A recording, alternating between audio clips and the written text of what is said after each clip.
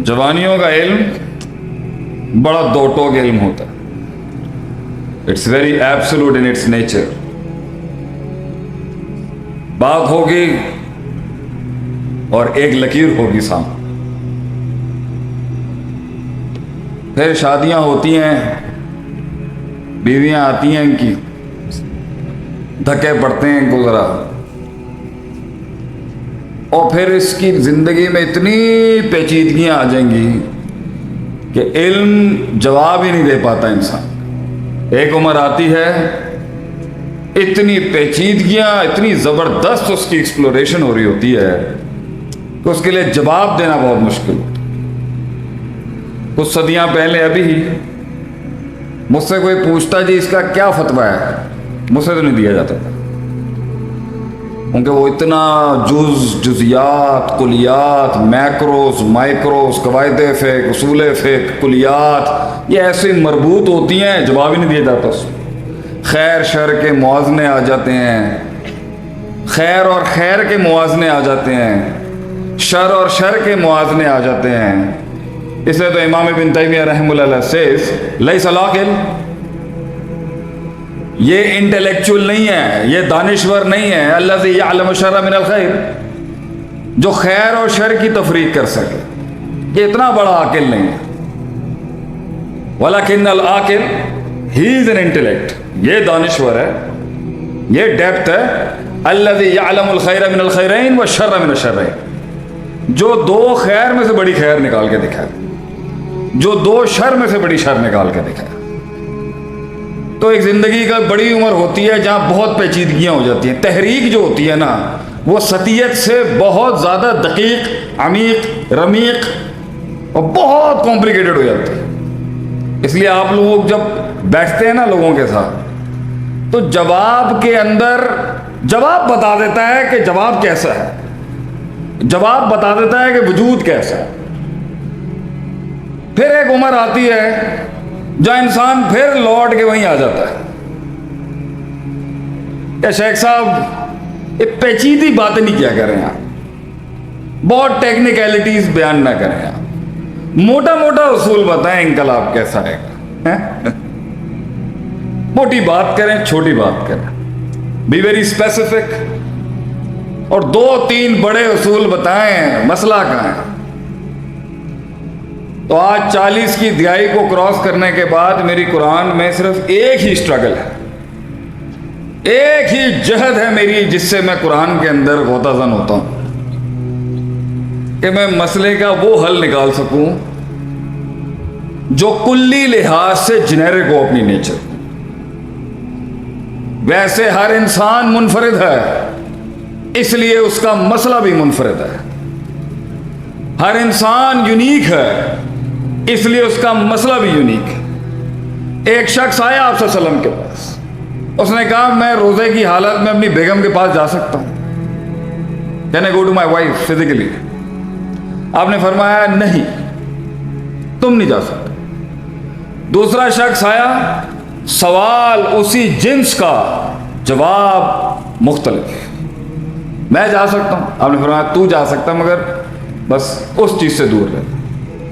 سوال ایک جنس کا, فتوے دو ٹائپ کے. اس سے ہم یہ سمجھتے ہیں کہ انسان مختلف ہیں کیونکہ اس کی تربیت, اس کا استدلال, اس کا مزاج, اس کی سائیکوپیتھیز, اس کا پرسیپشنل آرڈر, اس کا پیراڈائم, اس کے احساسات, ادراکات, اس کا ماضی, سب مختلف ہیں.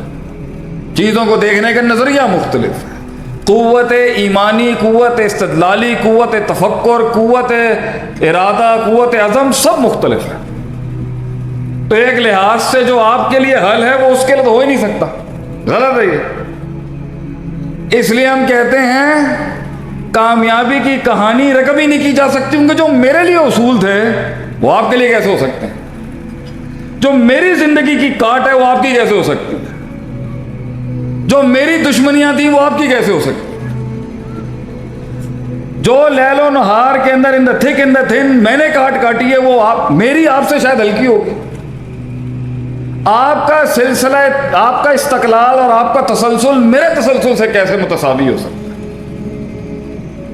تو میں یہاں کیا کہانی سناؤں آپ کو, کہ یہ ہوگا وہ ہوگا، یہ ہوگا تو وہ ہوگا، بنتا نہیں۔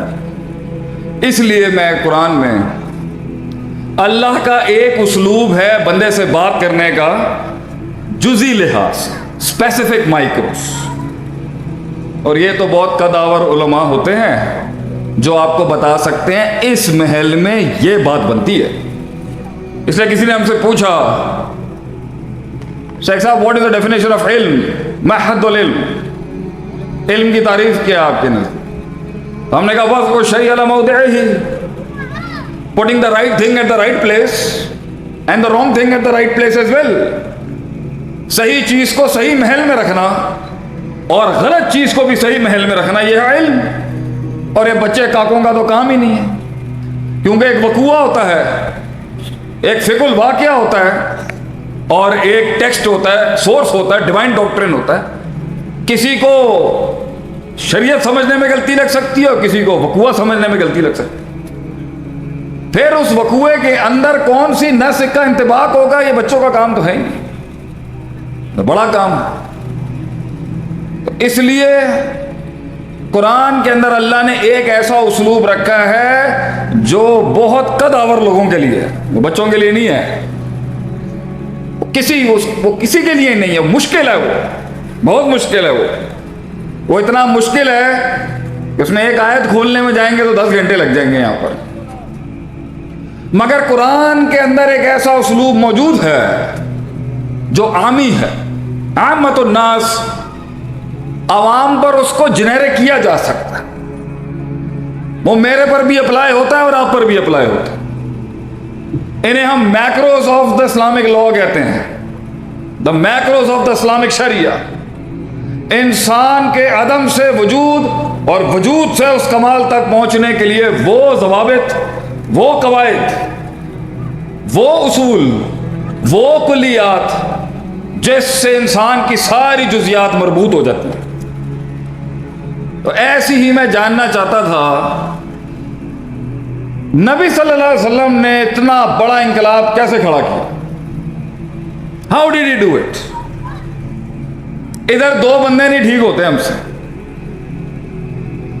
گھر نہیں سنبھالا جا رہا ہم سے، اولادیں کنٹرول میں نہیں ہے۔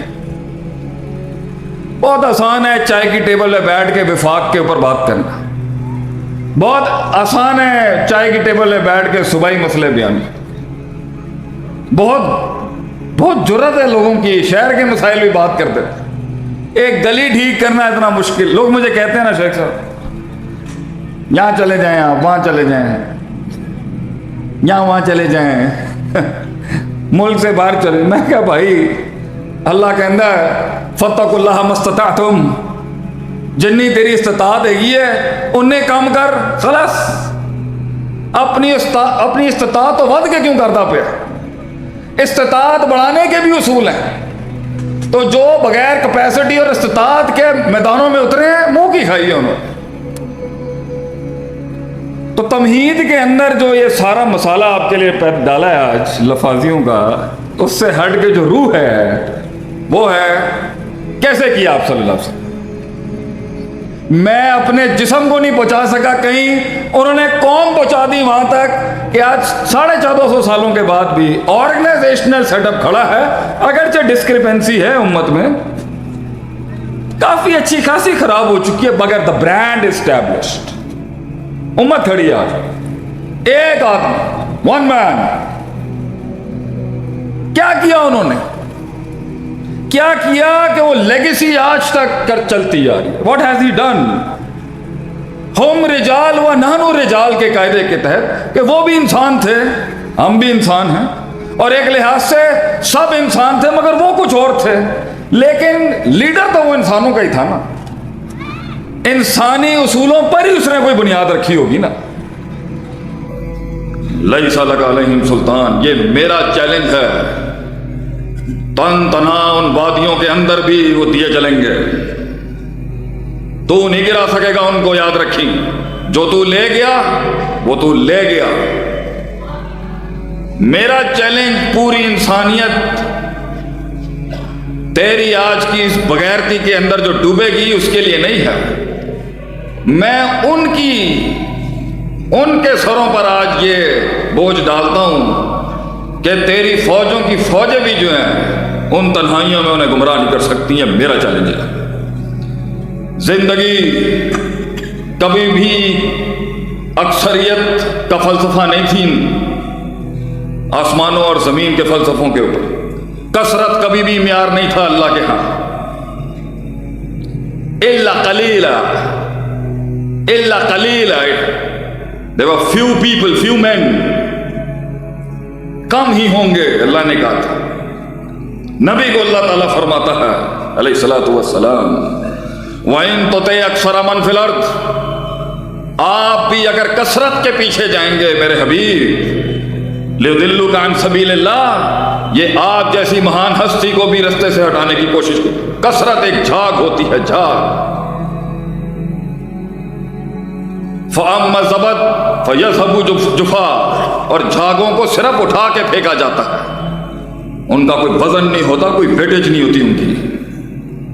اللہ نے جو چیلنج لیا آسمانوں پر وہ پوری انسانیت کا نہیں لیا.